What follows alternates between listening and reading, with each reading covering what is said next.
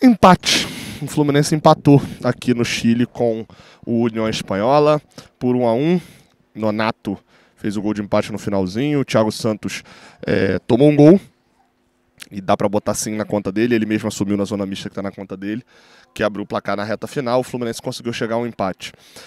Na Copa Sul-Americana, dá pra dizer que a gente perdeu 2 pontos. Se viesse com o time titular, fatalmente, até pelo jogo que fez com o time reserva, o Fluminense provavelmente teria vencido a partida de hoje. Ainda sobra no grupo, ainda vai ter muita dificuldade lá em La Paz contra uma equipe que tem na altitude o seu maior aliado, porque a equipe do São José é muito fraca. Mas no jogo de hoje aqui, cara, o que serviu vai parecer desculpa se parecer repetitivo para quem acompanhou o pós-jogo contra o Vitória, tá? Análise pocket contra o Vitória. O Fluminense mostra que tem dificuldades no banco. E o Carioca, o Águia de Marabá, o próprio São José não pode iludir. Quando o Fluminense jogou com os reservas contra o São José, eu falei, olha, a gente hoje pegou um time que tem nível de semi-amador. A gente hoje pegou um time que tem dificuldades seríssimas para poder jogar bola. O União Espanhola foi em La Paz, chegou a abrir o placar, o São José empatou no finalzinho, a gente viu a diferença que é um time que tem minimamente jogadores profissionais. E o time reserva do Fluminense falhou. Foi mal, tecnicamente, no jogo aqui no Chile. Só destacar que estamos aqui em mais uma cobertura. Muito obrigado a vocês que proporcionam isso. Mais uma cobertura internacional do Raiz Tricolor. Agora já fizemos jogos em 8 dos 10 países da América do Sul. Eu já vi jogo no Uruguai, mas não fui lá fazer jogo do Fluminense ainda. E nem na Venezuela. E obrigado. Vocês deixam isso... né? Enfim, a realização de um sonho, eu sempre falo isso. Mas para voltar pro jogo, cara, falando em sonhos e pesadelos, alguns jogadores que vieram tinham um sonho de serem o destaque, de resolverem o jogo, mas coube ao Nonato fazer isso. E foi, inclusive, ele e o Bernal, desde o início, tirando um outro erro do Bernal, teve um erro, inclusive, que quase gerou um gol da equipe do União Espanhola, foram os 2 pilares ali, basicamente, os 2 volantes do time, com 2 laterais muito jovens, que o tempo todo o Alexandre Mendes, o Renato Gaúcho não veio, tendo que orientar os 2 jogadores, etc. Os 2 laterais, principalmente no primeiro tempo o Wagner, porque eles têm o Uribe, camisa 10, e o Montes, camisa 11. São 2 canhotinhos que jogam muito a bola o tempo inteiro neles. E, enfim, chutam de média distância. E tentaram algumas vezes no primeiro tempo com o Vitor Eudes, fazendo boas defesas. Eu elogio também a partida do Vitor Eudes. Mas, cara, no geral... de onde a gente menos esperava funcionou, porque como eu já falei algumas vezes, eu não esperava muito do Vitor Eudes. Por outro lado também, de onde a gente mais esperava não veio nada. O desempenho ofensivo do Fluminense foi bizarro de desesperador. Decepcionante e desesperador. Decepcionante e desesperador quando a gente fala do Keno, que poderia ser uma liderança técnica, mas... seguidos erros, desesperador e bizarro quando a gente fala do Everaldo, uma parede que não para nada, que não consegue fazer um pivô, que tem muita dificuldade, e que quando teve espaço até rendeu. A gente vê que o Everaldo não é ruim com a bola no pé, necessariamente, mas precisa de ter muito espaço até agora no Fluminense para poder entregar alguma coisa real. O Lescano, desesperador também, a bola... parte do Fluminense não conseguir ter a bola no primeiro tempo passa muito pelo Lescano. E assim, só pra deixar claro, isso não é pra poder falar pro Lescano nunca mais jogar, tá, gente? Com calma. Eu tenho calma aqui pra poder ficar pedindo jogador quando algumas pessoas chegam no chat falando desesperadas: Lescano, por que o Lescano não joga? E tal. E aí, assim, que isso sirva de lição também. O Lescano ainda vai caminhar, né, não muito rápido. A situação é fato, pô. Vai ter sua dificuldade. O Lescano tá há pouco tempo no Fluminense. A partida que ele fez aqui é desesperadora. Se esse fosse uma peneira, o Lescano não seria chamado Fluminense de maneira nenhuma. Mas não é uma peneira, o Lescano é um jogador profissional, foi um dos melhores jogadores do Campeonato Paraguaio. Então, com calma também, tem que ter calma para pedir o cara. Quando eu falo que tem que ter calma, é calma para pedir e também calma para criticar. Foi uma partida muito ruim do Lescano. E partida ruim tecnicamente, partida ruim de postura. Em determinado momento até... ele pedindo desculpa por erro que ele nem mesmo tinha cometido, apesar de ter cometido muitos. Acho que assim... E aí já falei do Keno, já falei do Lescano. Acho que o Serna foi talvez o que menos errou no primeiro tempo, mas ainda assim, também um primeiro tempo muito abaixo.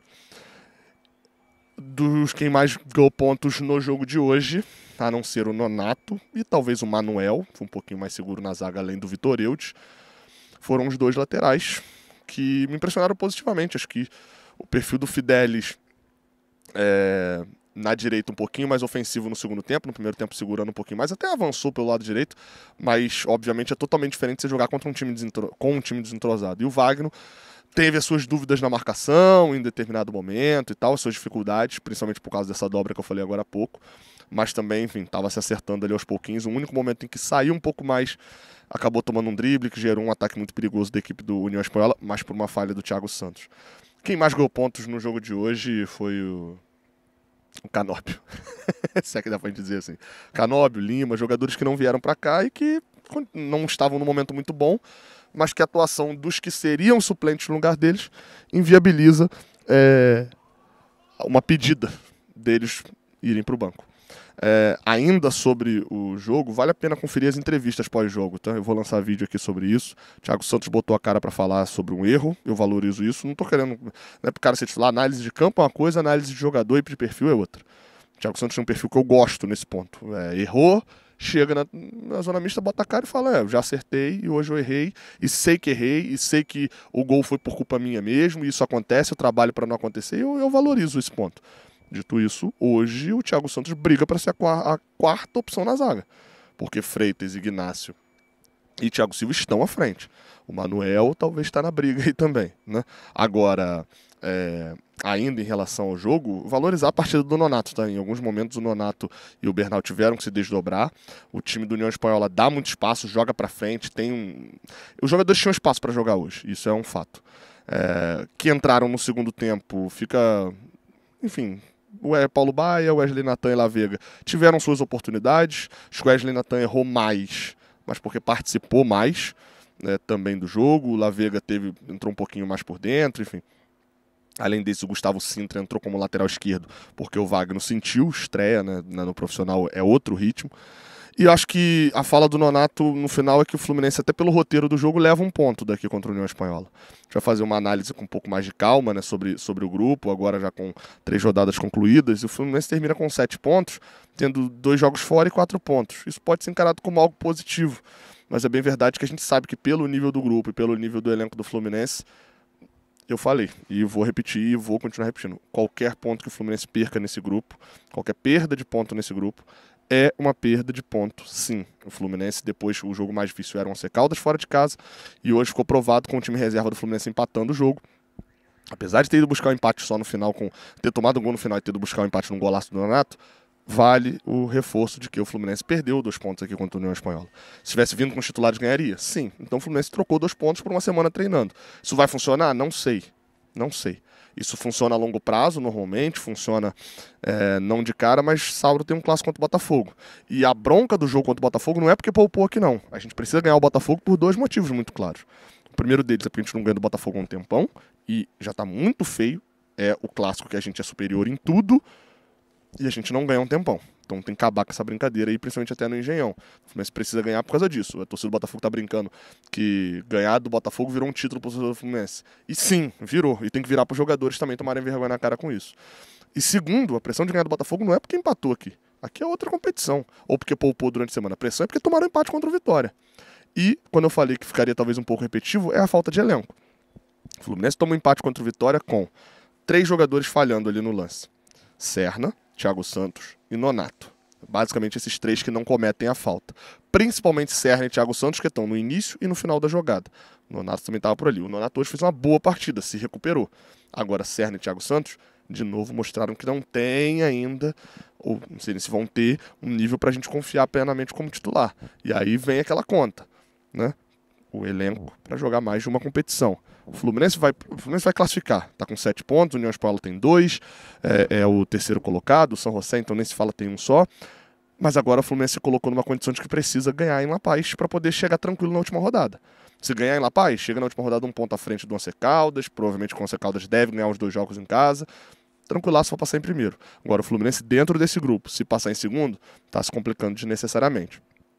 Eu fui a favor de poupar no jogo aqui, sou a favor de que se poupe em La Paz, mas não dá para eu olhar para um time que tem Serna, para um time que tem Keno, para um time que tem Everaldo, para um time que tem o melhor meia do Campeonato Paraguaio, o Lescano. Não dá para eu olhar para uma compra de muitos milhões de dólares como foi o Bernal, de um volante que já tem a qualidade que é experiente como o Nonato. Não dá para eu olhar para uma zaga que tem o Thiago Santos e o Manuel com toda a experiência que tem e achar que esse time tem que jogar isso daqui. Não tem.